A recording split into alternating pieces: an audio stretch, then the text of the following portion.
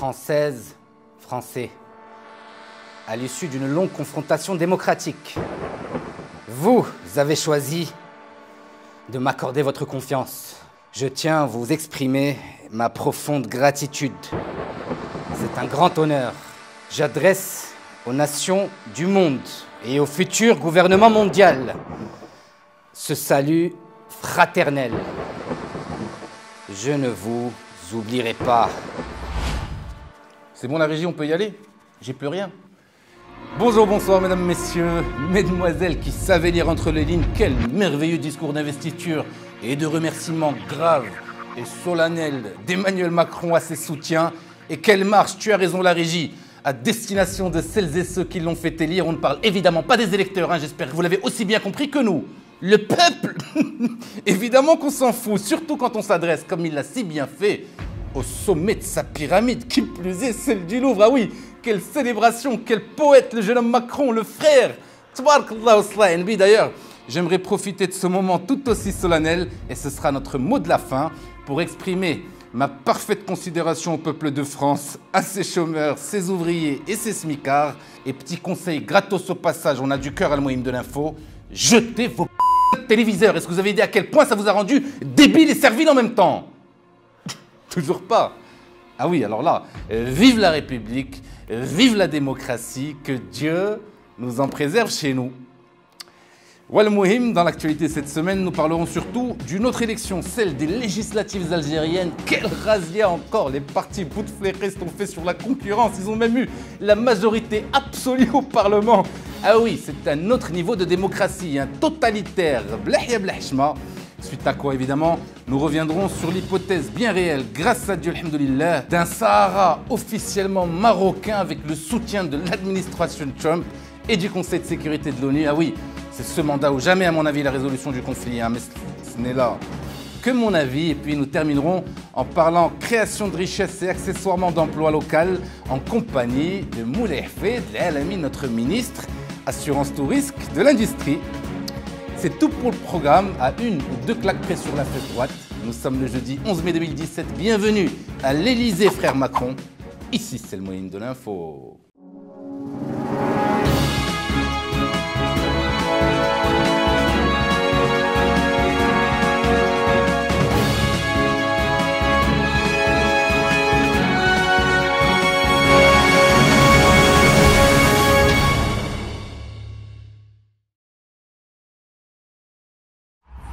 On commence donc ce journal, mesdames, messieurs, avec les élections algériennes. Ah oui, on n'a rien à envier au drapeau de l'Est. Hein. Ben, chez nous, on s'est donné un peu de démocratie au peuple, hein, mais on ne va pas non plus faire deux ailes, comme l'Algérie, laisser émerger une majorité absolue.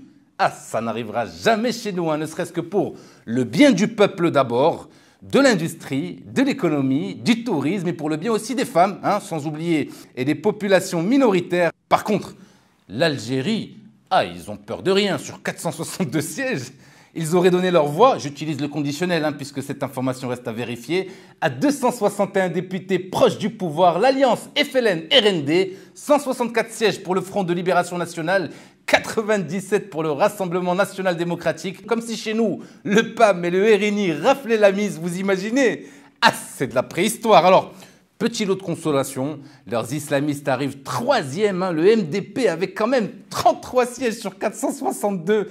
C'est mieux qu'il y a 5 ans, ne rigolez pas. Le pire ou le meilleur, c'est que malgré leur troisième place du podium, malgré ce qu'ils accusent de bourrage d'urne, les députés islamistes ont accepté leur mandat, je cite, pour changer la société de l'intérieur.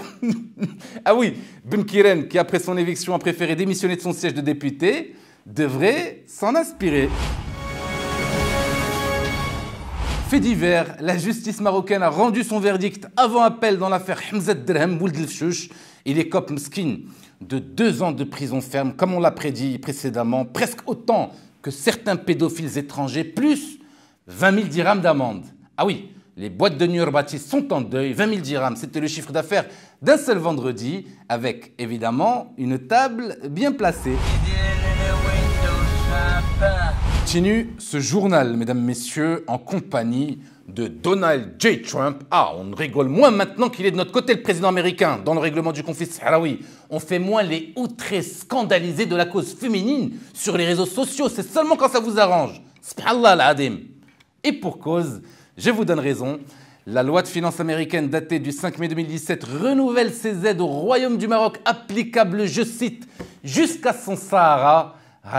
On a Donald J. Trump qui a visiblement adoré la lettre de créance royale remise par son Excellence Lala Joumala la semaine dernière. Donald J. Trump qui va donc dans le sens de la résolution onusienne du 30 avril dernier. L'occasion pour nous de rendre hommage à un autre son Excellence Omar Hillel, l'ambassadeur Thug Life du Royaume à l'ONU.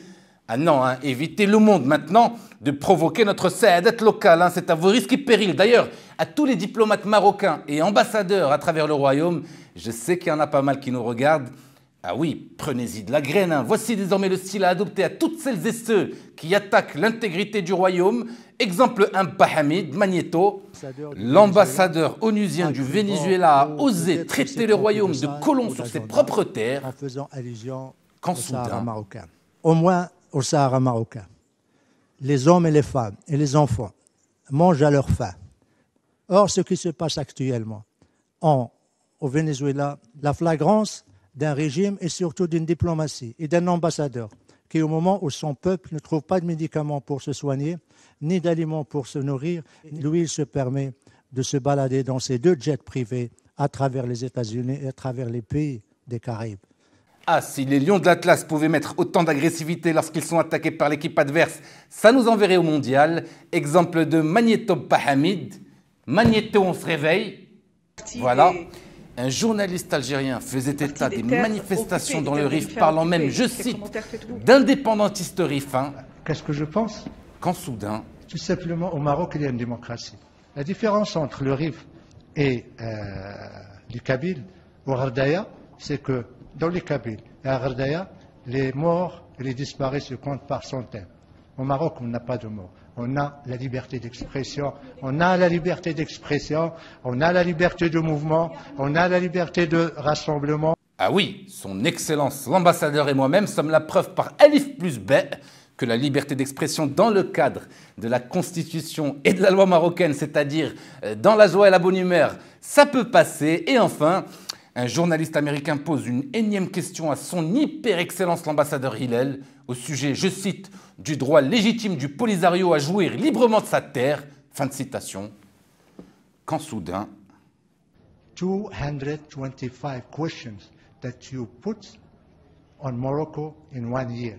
You wrote almost 150 articles on Morocco.